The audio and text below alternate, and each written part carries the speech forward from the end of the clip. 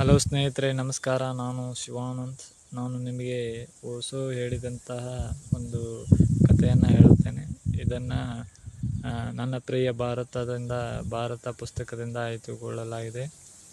ಇದನ್ನು ಕನ್ನಡಕ್ಕೆ ವಿಶ್ವೇಶ್ವರ್ ಭಟ್ ಸರ್ ಅವರು ಟ್ರಾನ್ಸ್ಲೇಟ್ ಮಾಡಿದ್ದಾರೆ. ಈ ಪುಸ್ತಕದಲ್ಲಿ ಬಂದಂಥ ಒಂದು ಕಥೆ ಏನೆಂದರೆ, ಅಲೆಕ್ಸಾಂಡರ್ ಭಾರತದಿಂದ ನಿರ್ಗಮನ ಆಗುವ ಸಂದರ್ಭದಲ್ಲಿ ಅವನಿಗೆ ಯಾರಾದರೂ ಒಬ್ಬ ಸನ್ಯಾಸಿಯನ್ನು ಕರೆದುಕೊಂಡು ಹೋಗುವಂತೆ ಅವರು ಮಿತ್ರರು ಕೇಳಿಕೊಂಡಿರುತ್ತಾರೆ. ಆಗ ಅಲೆಕ್ಸಾಂಡರ್ ಒಬ್ಬ ಸನ್ಯಾಸಿಯನ್ನು ಕರೆತನ್ನಿ ಅಂತ ಹೇಳಿ ಅವರ ಸೈನಿಕರಿಗೆ ಹೇಳುತ್ತಾನೆ.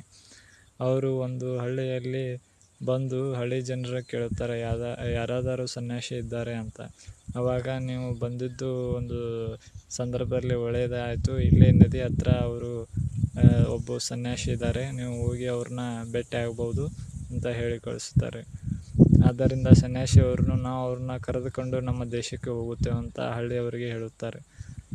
ಖಂಡಿತ ಸಾಧ್ಯ ಇಲ್ಲ, ಅವರು ಯಾರು ಕರೆದ್ರೂ ಆ ಸನ್ಯಾಸಿ ಬರೋದಿಲ್ಲ, ಆದ್ದರಿಂದ ನೀವು ಸನ್ಯಾಸಿಯನ್ನು ಕರೆತರಲು ಸಾಧ್ಯವಿಲ್ಲ ಅಂತೇಳಿ ಹಳ್ಳಿಯ ಜನ ಆ ಸೈನಿಕರಿಗೆ ಹೇಳುತ್ತಾರೆ.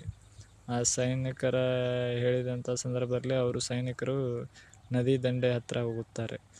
ಅಲ್ಲಿ ಒಬ್ಬರು ಸನ್ಯಾಸಿ ಕುಂತಿದ್ದನ್ನು ನೋಡಿ ಅವರು, ನೀವು ಅಲೆಕ್ಸಾಂಡರ್ ಕರೀತಿದ್ದಾರೆ, ನಿಮ್ಮನ್ನ ಕರ್ಕೊಂಬ ಅಂತ ಹೇಳಿದ್ದಾರೆ. ನಮ್ಮ ಅಲೆಕ್ಸಾಂಡರ್, ನಾವು ಸೈನಿಕರು, ಆದ್ದರಿಂದ ನೀವು ಬರಬೇಕಂತ ಸೈನಿಕರು ಸನ್ಯಾಸಿಗೆ ಹೇಳುತ್ತಾರೆ.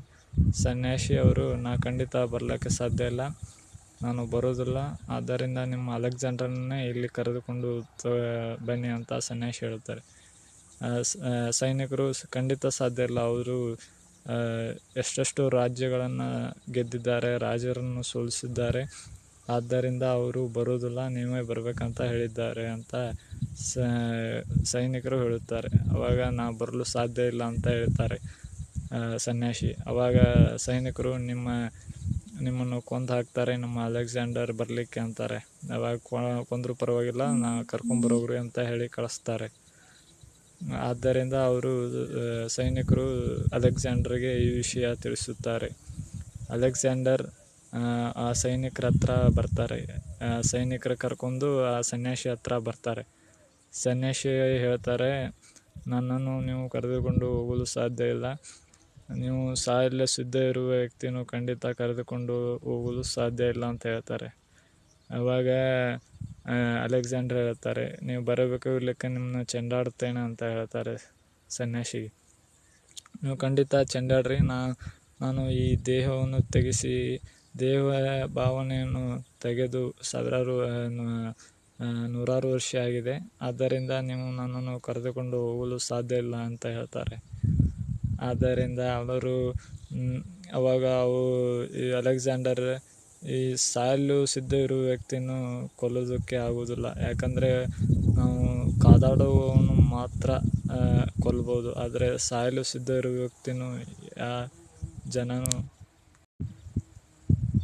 ಸಾಯಲು ಸಿದ್ಧ ಇರುವ ವ್ಯಕ್ತಿನೂ ಖಂಡಿತ ಕೊಲ್ಲಕ್ಕೆ ಸಾಧ್ಯನೇ ಆಗೋದಿಲ್ಲ. ಯಾಕಂದರೆ ಒಬ್ಬ ವ್ಯಕ್ತಿನ ಅವನ್ನ ಕೊಲ್ಲಬೇಕಂದ್ರೆ ಅವನು ಕಾದಾಡಬೇಕು, ಇಲ್ಲಿಕಂದರೆ ನಾವು ಖಂಡಿತ ಕೊಲ್ಲಲಿಕ್ಕೆ ಸಾಧ್ಯ ಆಗೋದಿಲ್ಲ.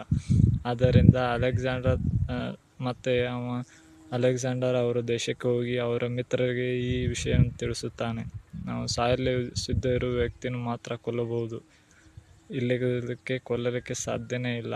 ಆದ್ದರಿಂದ ಈಗಾಗಲೇ ಸತ್ತಿರುವ ವ್ಯಕ್ತಿಯನ್ನು ಕೊಲ್ಲಲಿಕ್ಕೆ ಹೇಗೆ ಸಾಧ್ಯವಾಗುತ್ತೆ? ಆದ್ದರಿಂದ ಈ ಕತೆ ಒಂದು ಸ್ವಲ್ಪ ಭಿನ್ನವಾಗಿದೆ, ತುಂಬ ಚೆನ್ನಾಗಿದೆ. ಇದೇ ರೀತಿ ನಿಮಗೆ ಪುಸ್ತಕದ ಬಗ್ಗೆ ಮಾಹಿತಿ ಬೇಕಂದರೆ ನನ್ನ ಚಾನಲ್ಗೆ ಸಬ್ಸ್ಕ್ರೈಬ್ ಮಾಡಿ. ಎಲ್ಲರಿಗೂ ಧನ್ಯವಾದಗಳು.